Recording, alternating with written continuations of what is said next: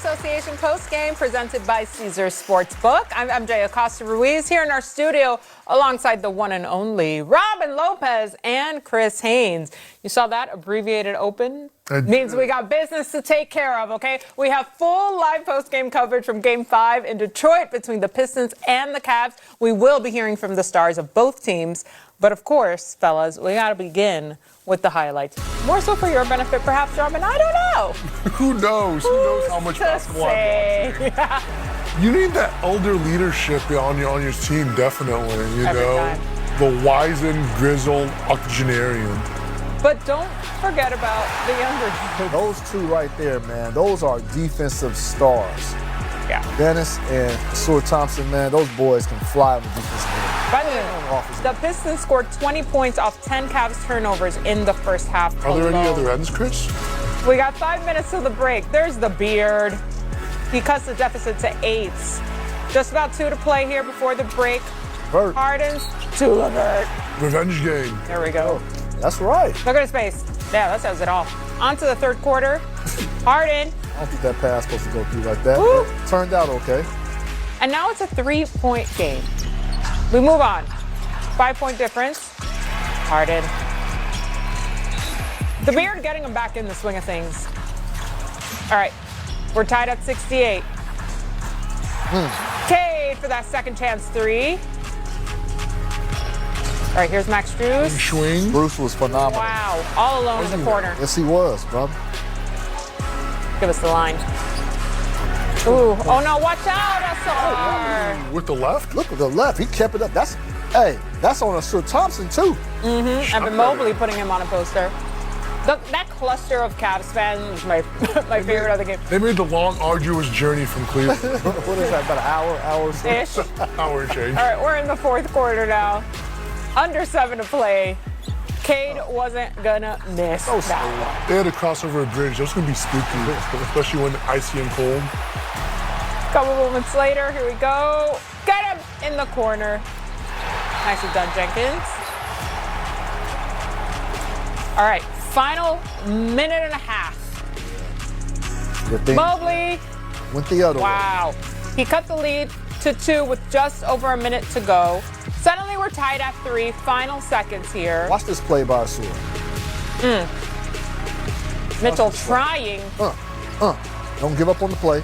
He was in it. Oh, a foul, Robin? Is that a foul? No. A big man would never make a foul on a little guy like How that. dare you? Okay, no foul, huh? At no time in human history. Well, we go to OT. Indeed. Heck of a defensive stop right there. Huge. And that means Look at bonus basketball. Ooh, clip him right there. No, he didn't clip him. He just kind of Okay, JB, helped him out very of the way. upset. All right, here we are, overtime. Cavs come out hot. Donovan struggling in that fourth quarter, but OT, he Not in the fifth quarter. came. Not in the fifth, exactly.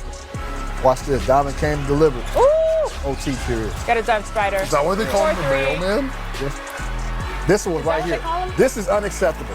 This is careless with the ball, which led to the that was careless on Cade. Okay. Careless Cade, is that his nickname? Hey. No. But he did try to make up for it here. Well, he tried. Put on the It line. was around a 3, correct. It was 2 points. Yeah, put on the line. 1 point game would have been turned to a 2-point game. Final seconds of overtime. Oh, Tobias tried. A few guys tried there. You notice no Jalen Durham sighting? Did. Robin was acutely aware of Jalen Duran's absence.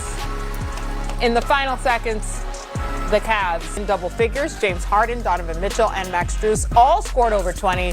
For the Pistons, Cade led the way with 39 and 9 assists, but no other teammate reached the 20-point mark. Here's James Harden after the game.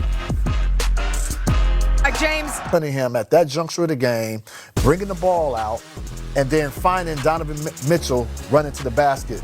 That was a key instrumental play right there from Max Strus. He did it on Max Strus. He did it offensively, and he did it defensively right there. And not to keep going on Cade, but I talked about he played careless down the stretch. There was another play in particular. James Harden is at the free throw line. And if James Harden misses one, they're down 3. Well, he did miss it. the second free throw, but Cade Cunningham went to the basket and didn't box out James Harden. James Harden got his own rebound, and so they had to foul again. And so that just put Detroit at an incredible disadvantage.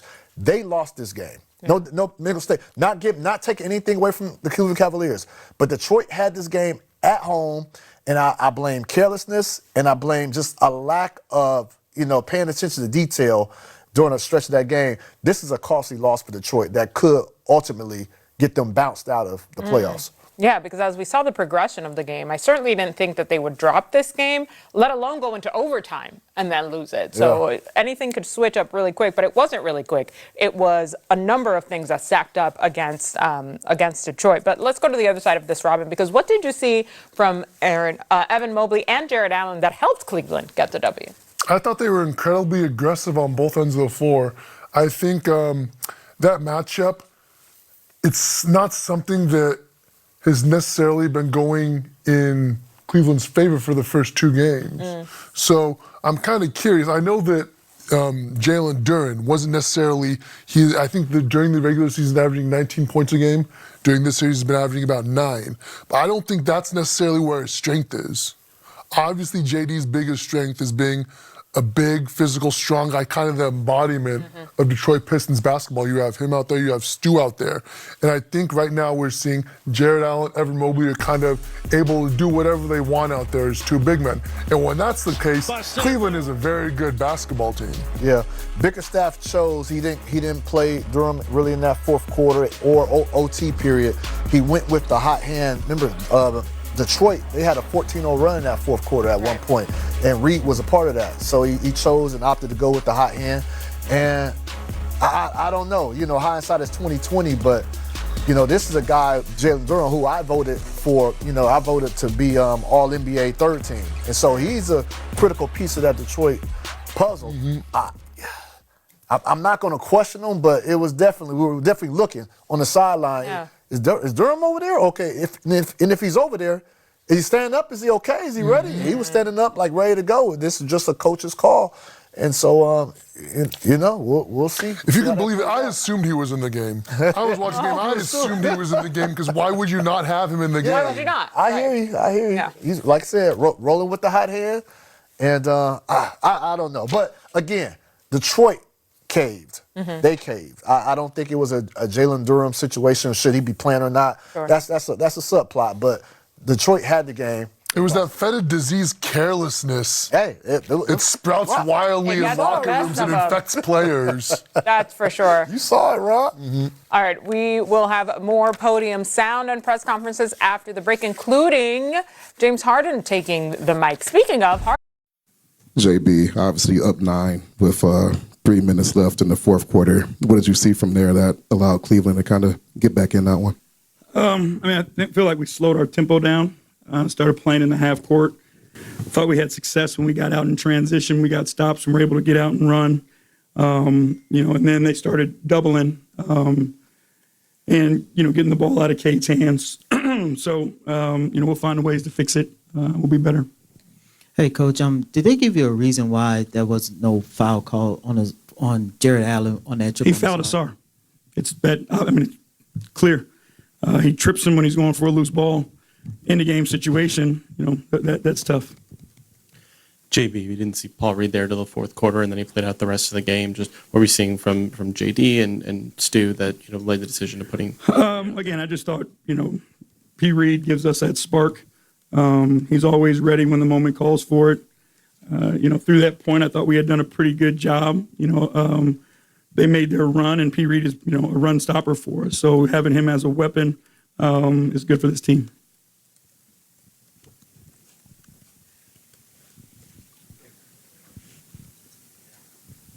JB, this feels like one potentially that could leave a mark with a young team battling and now going to a place where Cleveland's been so dominant. Just give me a little sense of the mindset and how you pick them back up if they need that. It's you're going to have to choke the life out of this team, right? We're not going to go down without a fight. We're not going to go down without kicking, punching, crabbing, clawing. And that's just who we are. And we've been in this position before. and we were able to work our way through it. And I expect our guys to be ready mentally to go out and compete at a high level and, bring this thing back here. When they came back from 9 down a couple of times in the last 3 minutes, do you think that was their defense cranking it up more so, or you got them taking Cade out of the game, as you mentioned? I think that was part of their defensive plan, was to try to get the ball out of his hands. I think, again, just for us, continuing to figure out what's working for us and getting to that. And, the earlier we play, the more tempo we play with, typically the more success we have. When they do start doubling K, what's kind of the challenge in finding another reliable source of offense? Again, we've got our spots. We know where to put the ball when they do double team him. We walk through that type of stuff. And we get the ball moving. Now you're playing advantage basketball. So we got to take advantage of it when we're playing in those pockets. You got lots of contributions from guys that normally haven't played in the situation, with Duncan being out. Is it still kind of amazing to you that with all those extra contributions, it was just a little bit short? Yeah, our guys, like we've talked about it all year, up and down this roster, we have guys that compete at a high level. We have guys that can contribute on any given night. And, tonight, obviously, with Duncan being down, we had to call upon guys, had to call upon Sass a little bit, who I thought was really, really good. But he showed that he can play for us, and he's not afraid of the moment. All right, appreciate you. All right. What did it take for you guys to get across the finish line in this one? Man, we just made big plays. We're down 8, down 9. I think that stretch right there, says a lot about our progress, mental performance progress, mental toughness progress. Kept at it. Evan Mobley, huge plays. Max Strus, huge plays. And then, regulation didn't end great. And these guys, they never get down, right? Just great demeanor, great leadership from Donovan and Evan and James. Going back to the last series and even previous years, mental toughness has been a talking point with this team. And you just mentioned it in that first answer there. Just what does a win like this do for this team in that area? You hope it propels us, right? You hope it galvanizes us. You hope, again, we carry it forward, right? This is, that was a battle-tested win, against a heck of a team on the road. But you hope it, I think you build mental toughness with games like this. You build, thicker skin, all that. Balls going each way, balls flying out. It was chaos out there. But our guys are seasoned. James helps. He helps a lot. He never, like I said before the game, never know if you're down 20, up 20. Just calm the whole time. Kenny, you talked before the game and obviously in the locker room as well, just simply about needing to go and get one on the road and obviously shifting the pressure now onto Detroit. What does that do for a lineup that has won now its first road game of this postseason? Again, this will give us, just like tonight, will give us momentum going into that, going into the next game. And we got a home crowd too. It's a great opportunity for this group, right? I've been in this position before and have lost this next game, this game 6. And then that puts a lot of pressure on you in game 7, especially if you got to go on the road. And then, that obviously take energy from you if you end up advancing. So kind of a must-win game for us in terms of if we want to, move forward. Before tonight's game, you talked about just somebody needed to step up for you guys rotationally. Max Strus did some things, Evan Mobley did some things, James Harden did some things. Was there a play that stood out to you that was a game winner, or did you feel like there Max Strus' steal? I don't know. That just came out of nowhere, I don't know what the spread was there, but I just felt like that was the crowd gasped, It was huge play. He made so many winning plays tonight, but that was the big one. What do you know those first two games for James here obviously didn't go well. Just what do you think has flipped for him these last few games and especially tonight? I think we're getting the ball out of his hands a little bit, if that makes where his, I don't know what his usage is tonight, but putting him down court a little, like you don't have to bring it up every single time against Thompson, and so just trying to get him off the ball a little more. You see Evans handling more with those inverted pick and rolls, so I think that's helped him. But I don't know. He never wavered. He has a bad game, good game. You can't even tell. So I think his mentality, he's seen so much, been through so many of these series. I mean, he's a heck of a leader. Donovan felt like couldn't buy a shot for most of the game, and then has 7 in the overtime. Yeah. What stood out to you about just that the effort he had just to finish that one off as well? Yeah, the same thing. It wasn't going great for him, and that's mental resilience, right? Like, I thought that the shot fake, step to the side, 3 in the right corner, shot it with confidence. But his skill level's so high. He doesn't shy. Because he knows he's so skilled. The shot's so good. Kenny, chaotic moments all